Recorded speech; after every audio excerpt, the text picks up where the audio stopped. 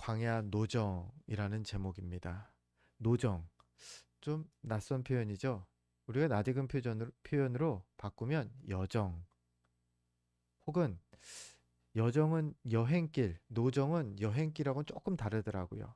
노정은 나그네 길이라고 해석하는 게 더 가까울 것 같아요. 정확한 목적지가 있고 그 목적지를 향해서 가는 게 노정, 여정은 여행하면서 보고 하는 것이 여정. 그래서 일부러 노정이라는 단어를, 성경에 나오는 단어를 써봤습니다. 광야 노정. 특별히 오늘 말씀을 2절 한 절만 읽었는데요. 우리가 오늘 살펴볼 전체 본문은 1절부터 저기 33장 49절까지입니다.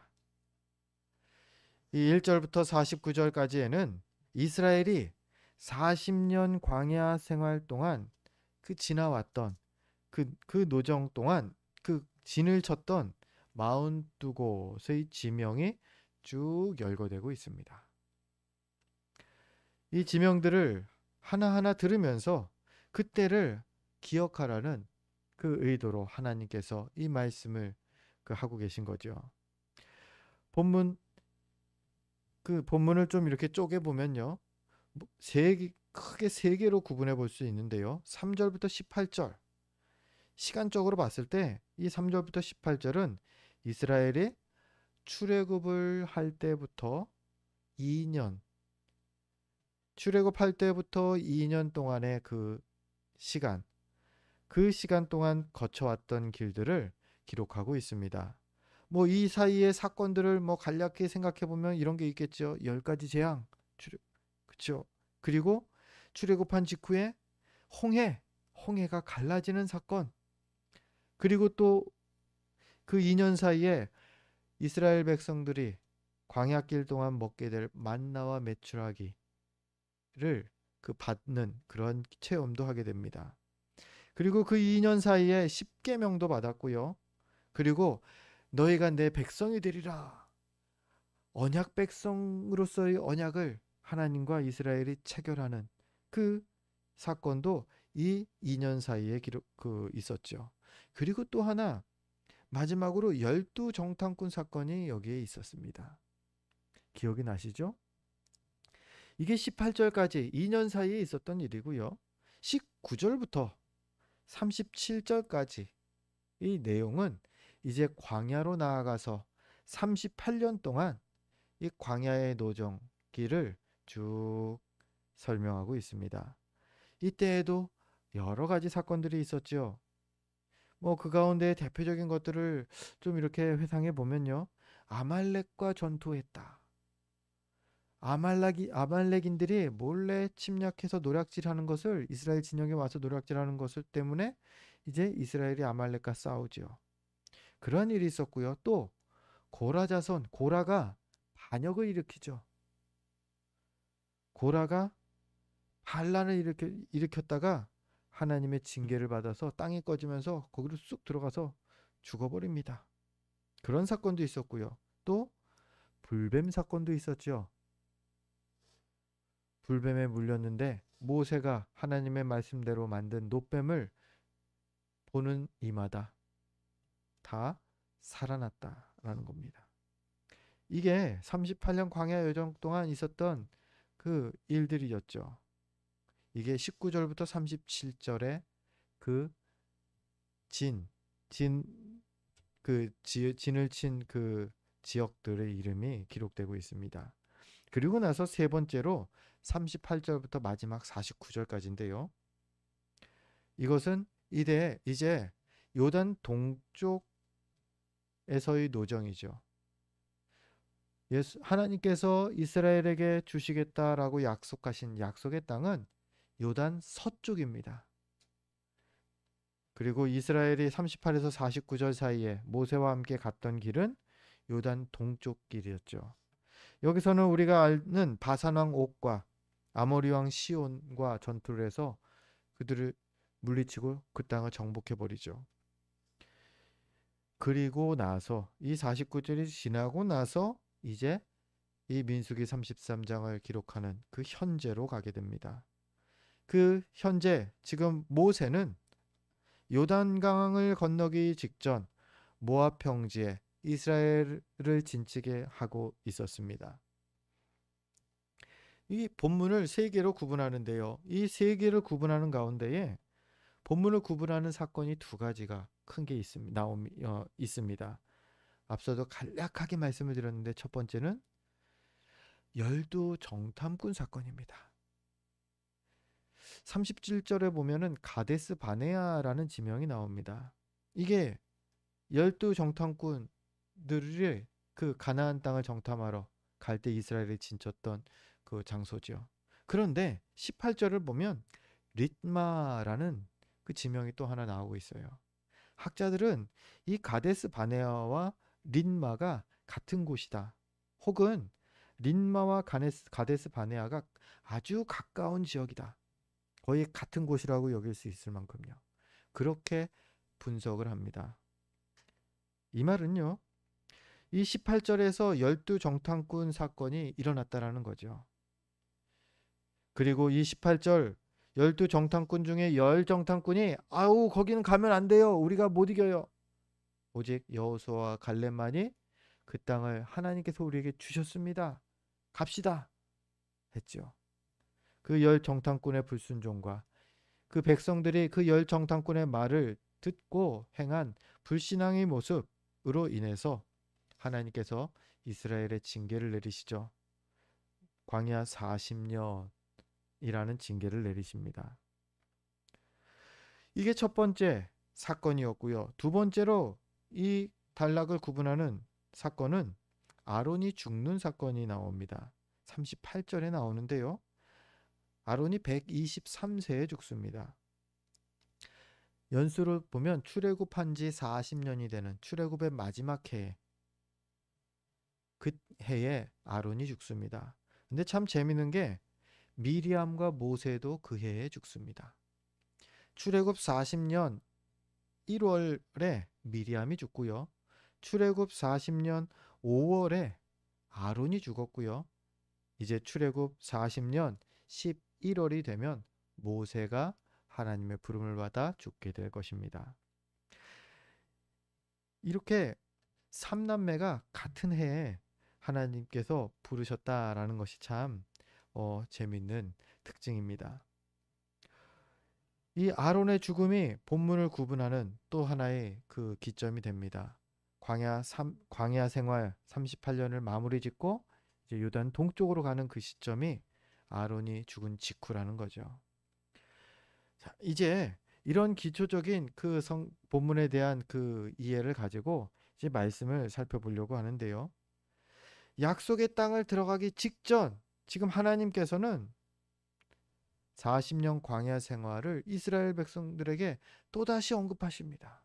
여기 갔고 저기 갔고 여기 갔었지. 또 거기 갔고 거기 들리고 여기 갔었지. 또다시 이렇게 언급하시는 이유는 무엇일까라는 질문으로 우리가 말씀을 생각해 보아야 하겠습니다. 그 세 가지로 그 이유를 정리해 볼 수가 있었습니다. 첫 번째는요. 하나님께서 이스라엘에게 주신 연단의 시간들을 기억하라는 것입니다. 애굽에서 이스라엘은요. 평생을 노예로 지냈던 이들입니다. 주인이 주는 음식을 먹었고요. 또 주인이 시키는 일을 하면 되었습니다. 그러면서 애굽 사람들의 노예다운 생각과 행동에 많이 익숙해져 있었던 것이죠. 그런데 하나님께서 이스라엘을 구원하시기 위해서 이스라엘을 온 천하 만민을 구원하기 위해서 이스라엘을 제사장 나라로 세우실 민족으로 택했죠.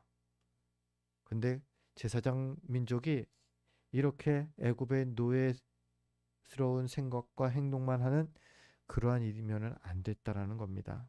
하나님 백성다운 생각과 행동을 그들이 할 수 있어야 했다라는 거죠.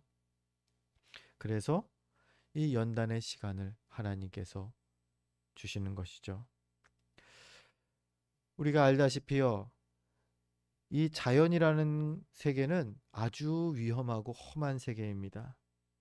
이 험난한 자연 환경을 견뎌본 적이 없이 사람의 손에 길러진 동물은요, 이 자연으로 돌아가면 금방 죽습니다.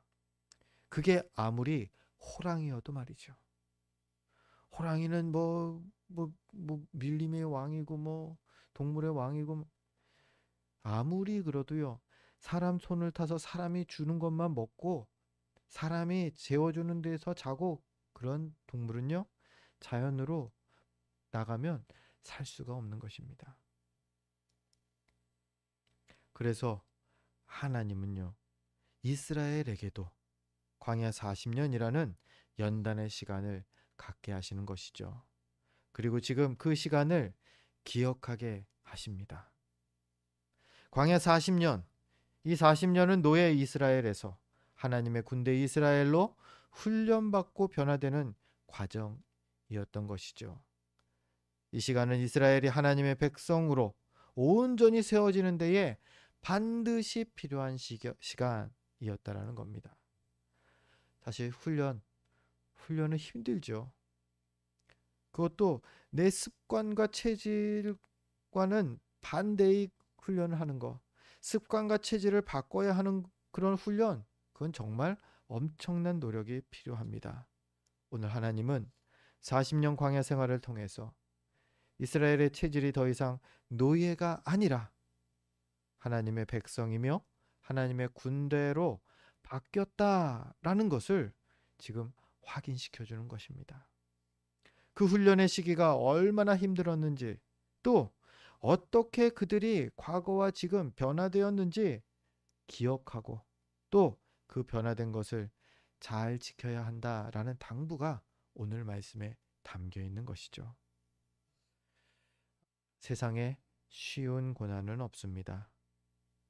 그래서 보통은 고난이 얼마나 힘든지 아는 사람이라면요, 일부러 고난을 받고 싶어 하지는 않습니다. 그런데 사도 바울은 좀 다른 고백을 합니다. 로마서 5장 3절과 4절인데 이렇게 기록되어 있습니다. 우리 주보를 보면서 같이 읽겠습니다. 다만 이뿐 아니라 우리가 환난 중에도 즐거워하나니 이는 환난은 인내를, 인내는 연단을, 연단은 소망을 이루는 줄 알미로다. 아멘. 고난의 어려움을 몰라서가 아니었습니다. 바울도 다 압니다. 그 어려움 속에서도 그는 고난이 주는 유익, 즉 자신을 단단하게 단련시키는 유익을 알았기 때문에, 발견했기 때문에 사모할 수 있었던 것이죠.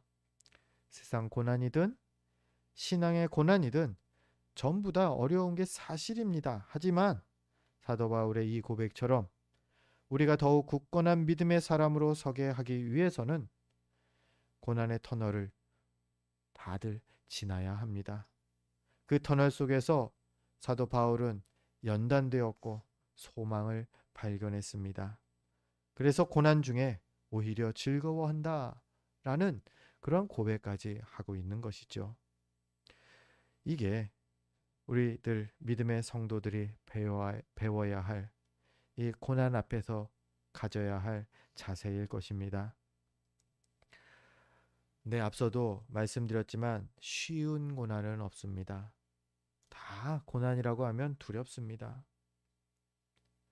크든 작든 고난은 힘들고요, 우리를 낙심하게 만드는 게 사실입니다. 그래도 위로가 되는 것은요, 우리 주님께서 우리를 연단하셔서 계속 자라게 하시고 거기에 맞춰서 딱 내가 감당할 수 있을 만큼의 고난만 주신다는 겁니다. 고린도전서 10장 13절이 그 사실을 우리에게 전하지요. 이 말씀도 같이 읽겠습니다. 사람이 감당할 시험 밖에는 너희가 당한 것이 없나니 오직 하나님은 미쁘사 너희가 감당하지 못할 시험 당함을 허락하지 아니하시고 시험 당할 즈음에 또한 피할 길을 내사 너희로 능히 감당하게 하시느니라. 아멘. 이 말씀처럼 절대 불가능한 고난, 그러한 고난은 오지 않습니다. 즉 포기하지 않고 내가 할 수 있는 만큼만 견디면 반드시 이길 수 있다라는 겁니다. 이게 고린도전서 10장 13절이 우리에게 전하는 바입니다. 이 확신이 있으면 바울처럼 소망을 고백할 수 있고요. 이것이 없으면 소망은커녕 매일 불안할 수밖에 없죠. 오늘 닥친 고난, 이거 어떻게 하나, 저거 어떻게 하나. 기억하십시오. 내가 할 수 있는 만큼 견디면 반드시 이길 수 있습니다. 오늘 이스라엘에게는 하나님께서 연단의 시간을, 광야 길 가운데 그들이 얼마나 잘 단련되었는지를 다시금 회상하게 기억하게 하십니다. 또 두 번째로요, 광야 40년을 통해서 실패의 시간을 기억하라고 하십니다. 사실요, 처음 이스라엘이 출애굽할 때 그 약속의 땅 가나안까지 가는 데에요, 40년이라는 시간이 절대 걸리지 않는 거리였다라는 겁니다. 애굽에서 이 가나안까지 직선거리로만 보면 열흘 정도면은 충분히 가고 남는 그러한 거리였다라는 거죠. 또 4절부터 18절에서 출애굽한 이스라엘이 천천히 돌아갑니다. 천천히 돌아갔어도 2년 정도면 가나안 땅에 도착할 수 있는, 가데스 바네아의 18절에 도착하죠. 가나안 땅에 바로 입구였다라는 거죠. 거기가 길어야 2년 걸리는 거리였는데 그걸 40년 동안 가게 되죠. 왜요? 12 정탐꾼, 그 중에 10명의 불신앙의 보고, 그리고 그 보고를 듣고 하나님을 원망하고 모세를 원망했던 이스라엘의 백성들, 그들의 반응 때문에 하나님께서 그 나머지 38년, 총 40년이라는 광야 생활 징계를 내리신 것이죠. 만약에 그런 생각을 해봅니다. 가데스 바네아에서 정탐꾼들 보고가 이렇지 않았다면, 백성들이 그렇게 그 하나님께를 원망하고 불평하지 않았다면 어떻게 되었을까? 그냥 바로 가나안 땅에 들어갔을 것이라는 거죠. 오늘 말씀은 이 정탐꾼의 잘못된 보고와 그들에 대한 그 동조는가 이스라엘이 38년이라는 시간을 허비하게 만든 큰 실패의 원인이 되었다라는 겁니다. 그래서 그 실패의 시간을 기억하라는 것이죠. 너가 그때 그 실패를 했기 때문에 2년 걸릴 길을 40년 걸렸다. 그 실패의 시간을 기억하고 더 이상 실패하지 말아라 라는 거죠. 아니, 실패했을 때에 어떻게 해야 할지를 더욱더 성경은 우리에게 당부하고 있습니다. 사실 그렇지 않습니까? 우리는 다 연약해서 누구나 실수할 수밖에 없습니다. 실패가 익숙한 이들이 우리들입니다. 성경은 문제는 그 다음이다 말하죠. 실패를 기억하고 다시는 그 실패를 범하지 않도록 힘써야 하는 것이죠. 그러려면 먼저 잘못을 깨닫는 지혜가 필요합니다. 아, 내가 잘못했구나. 내가 그 일에서 실패했구나 라는 걸 깨달아야죠. 우리가 잘 알다시피 그러한 지혜를 성령께서 주십니다. 내가 뭔가를 잘못했다라는 것을 뭐 밤마다 맨날 뭐 하루를 회상하고 뭐 일기를 쓰고 그래서 우리가 성경이 말하는 실패를 발견하느냐? 그게 아니라는 거예요. 성령께서 우리를 깨닫게 하실 때에, 지혜를 주실 때에 나의 잘못을, 내 죄악됨을 깨닫고 회개할, 잘못을 알 수 있다라는 거죠. 그래서 우리는 항상 성령을 구해야 할 것입니다. 그러면 그 성령께서 우리의 잘못을, 우리의 실패의 이유를 깨닫게 하십니다. 그러고 나서요, 그 실패한 것에 대해, 내가 범죄한 것에 대해서 이제 시인하고 회개하는 단계를 가져야 합니다. 우리 하나님은 은혜의 하나님이신 게 요한일서 1장 9절에 이렇게 약속해 주십니다. 제가 대신하여 읽겠습니다. 만일 우리 죄를 자백하면 그는 미쁘시고 의로우사 우리 죄를 사하시며 우리를 모든 불의에서 깨끗하게 하실 것이요. 죄 용서에 대한 분명한 약속을 하고 계신다라는 겁니다. 이 죄 용서, 더 이상 죄인이라고 말씀하지 않으시겠다라는 겁니다. 그런데 중요한 점을 우리가 간과하면 안 됩니다. 중요한 점이 있습니다. 이 죄 용서, 우리를 죄 사해 주신다라는 것은 하나님과의 관계를 회복시켜 주시겠다라는 것이지 그 죄 자체를 아예 없는 걸로 만드시겠다라는 건 아니라는 겁니다. 엎질러진 물은 주워 담을 수는 없습니다. 일어난 일에 대한 책임, 그것은 져야죠. 그래서 세 번째로 회개한 다음에 죄 용서 받으면 죄에 대한 책임은 감수해야 한다는 겁니다. 뭐 이렇게 생각하시면 돼요. 하나님께 회개했다고 해서 그 회개한 사람이 세상 법정에서 무죄 판결을 받을 수 있습니까? 아니죠. 세상 법정에서는 죄값을 치러야 되죠. 이게 맞는 겁니다. 죄에 대한 책임 감당해야 합니다. 그러면서 마지막으로 한 가지 우리가 힘써야 할 것이 다시는 죄로 돌아가지 않는 겁니다. 실수하고 실패했을 때에 우리가 해야 할 일이 바로 이것이죠. 다시는 돌아가지 않는 것. 에베소서 4장 22절에서 24절에는 이렇게 말씀합니다. 우리 주보를 보면서 또 같이 읽겠습니다.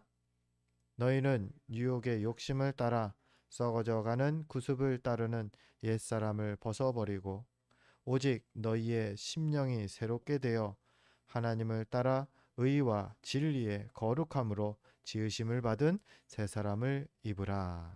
아멘. 새 사람을 입는 겁니다. 주님은 우리에게 실패하고 죄에 빠졌던 때를 분명히 기억하라고 하십니다. 기억해서 뭐 하게요? 기억해서 다시는 그 길로 돌아가지 않도록 힘쓰라는 겁니다. 어떻게 힘쓰라고요? 우리 힘으로 하는 것이 아니라요. 옛사람으로 돌아가지 않으려고 우리가 아무리 발악해도요. 우리 본성이 옛날 습관, 그, 그 죄의 습관으로 돌아갈 수밖에 없습니다. 앞서 말씀드렸던 성령을 구하는 것이 방법이고요. 그것을 또 다른 표현으로 이렇게 표현할 수 있습니다. 말씀과 기도로 주님께 꼭 붙어 있는 겁니다. 말씀과 기도로 경건 생활을 쉬지 않는 것. 그게 다시 돌아가지 않는 새 사람으로 계속 있는 방법이라는 겁니다. 주님께 꼭 이렇게 붙어 있으면요. 새 사람으로 살 수 있도록 주님께서 우리에게 힘을 주십니다. 바라기는 이렇게 주님의 새 사람을 입고 더욱 자라가는 우리가 되어야 할 것입니다. 이제 세 번째입니다. 오늘 하나님께서 왜 이스라엘에게 광야 40년을 이렇게 회상하게 하실까?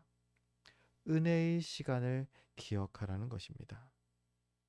분명 광야 이 노정길은 고난의 길이었습니다. 그리고 동시에 그 고난 가운데 그들을 지키시고 인도하신 하나님의 은혜의 길이기도 했습니다. 우리가 살면서 중요하다고 생각하는 게 뭐죠? 의식주죠. 이스라엘 백성들이 광야길 가는 동안 이 의식주에 대한 걱정을 안 했다라는 겁니다. 옷에 대해서 성경에 보니까요, 기적 중에 이러한 기적이 나옵니다. 40년 동안 이스라엘 옷이, 백성들의 옷이 헤어지지 않았다. 이게 말이 안 되는 일인데 일어난 겁니다. 그 빛과 그 추위가 햇빛과 추위를 계속 쏘이는데 옷이 이게 헤어지지를 않는 겁니다. 옷에 대한 걱정을 하지 않았습니다. 그들은 또 이스라엘 민족 백성들은 음식에 대한 고민도 하나님께서 다 해결해 주십니다. 만나와 메추라기를 주셨고요. 또 물이 필요할 때마다 반석에서 물을 내어서 물을 마시게 하셨습니다. 또 하나님의 은혜는 또 거주하는 것까지도 돌보아 주십니다.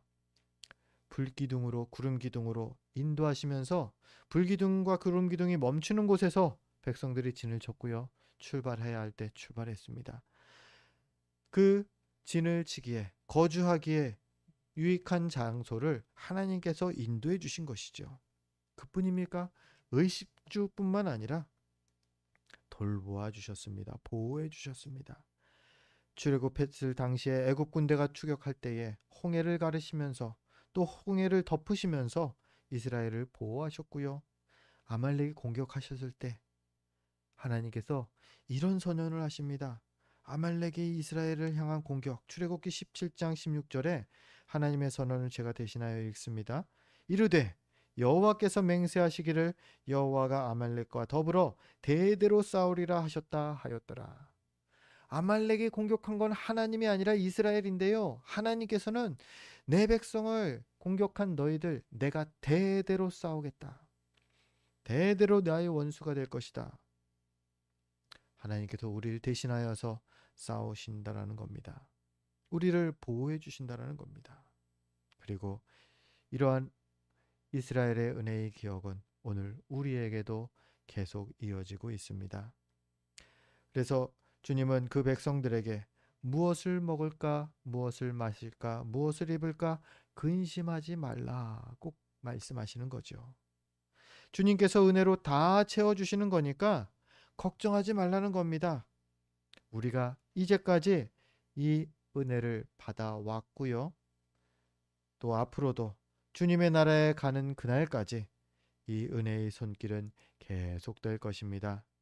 중요한 것은 우리 주님의 은혜를 알고 기억해야 한다는 것이죠.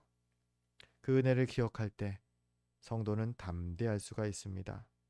과거 보여주셨던 하나님의 능력을 기억하면서 우리가 갈 때 말이죠. 그 은혜를 기억할 때 우리는요, 하나님을 더욱 신뢰할 수 있게 되고요. 그러니까 더 담대할 수 있게 되는 거죠. 하나님이 다 책임져 주시는데 내가 걱정할 게 뭐야? 담대할 수 있는 것입니다. 언제요? 주셨던 은혜를 기억할 때. 또 있습니다. 주셨던 은혜를 기억할 때 새 은혜를 앞으로 이제 만나게 될 앞으로 주실 은혜를 발견할 수 있습니다. 우리 주일학교 아이들 오면은 보물찾기를 합니다. 애들이 좋아해요. 이상하게 보물찾기는 저희 어릴 때 기억하시죠? 보물찾기는 재밌습니다. 이상하게 아이들한테는.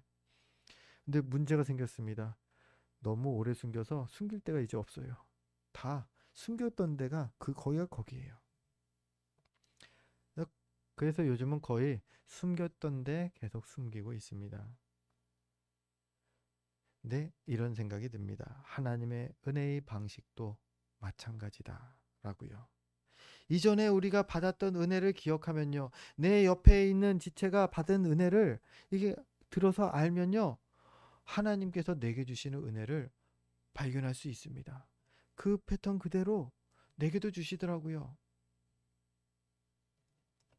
그래서 은혜를 우리가 기억할 때에 새롭게 주실 은혜를 잘 발견할 수 있는 겁니다. 이게 은혜야? 라고 했던 것이 은혜구나 라고 고백할 수 있게 되는 것이죠. 말씀을 정리합니다. 오늘 하나님께서는 이스라엘에게 40년 광야 생활을 기억하라 말씀하십니다. 그들이 받은 연단을 기억하는 것이고요. 그들이 했던 실패를 기억하는 것이고요. 그리고 그들이 받은 은혜를 기억하는 것입니다. 이 말씀은 그대로 우리에게 하시는 말씀이기도 합니다.